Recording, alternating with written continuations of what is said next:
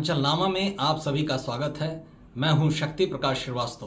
चुनाव की घोषणा और मायावती का ऐलान। बिहार में विधानसभा चुनाव की तारीखों की घोषणा आखिरकार निर्वाचन आयोग ने कर ही दी। घोषणा होते ही राज्य के सभी सियासी दल जो कमर कसकर अरसे से चुनावी समर में धमाचौकड़ी मचा रहे थे, वो गंभीर हो गए हैं। उन्होंने अपने सियासी समीकरणों और ट्रम्प कार्डों को खंगालना शुरू कर दिया है। इसी कवायद के आधार पर सियासी दल अपने अपने तरीके से सरकार बनाने या चुनाव जीतने का दावा करने लगे हैं। देश भर में अपनी खोई सियासी जमीन तलाशने में लगी बीएसपी सुप्रीमो मायावती भी अब मुखर हो गई हैं। उन्होंने भी ऐलान कर दिया है कि वो बिहार की सभी सीटों पर अकेले दम पर चुनाव लड़ेंगी। भारत निर्वाचन आयोग की तरफ से सोमवार को बिहार विधानसभा चुनाव की प्रतीक्षित तारीखों का ऐलान कर दिया। चुनाव आयोग के मुताबिक बिहार में चुनाव 2 चरणों में होंगे। पहले चरण की वोटिंग 6 नवंबर और दूसरे चरण की वोटिंग 11 नवंबर को होगी, जबकि मतगणना 14 नवंबर को होगी।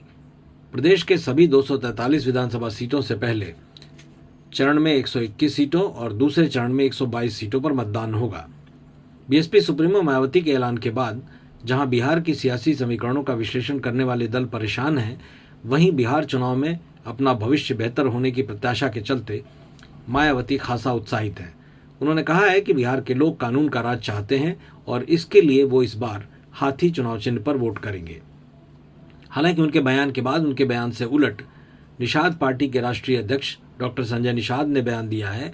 उन्होंने कहा है कि बिहार में एनडीए की सरकार बनेगी। एक परिपक्व सियासी व्यक्तित्व होने का एहसास कराने वाली बीएसपी सुप्रीमो मायावती ने कहा है कि चुनाव आयोग का यह फैसला स्वागत योग्य है।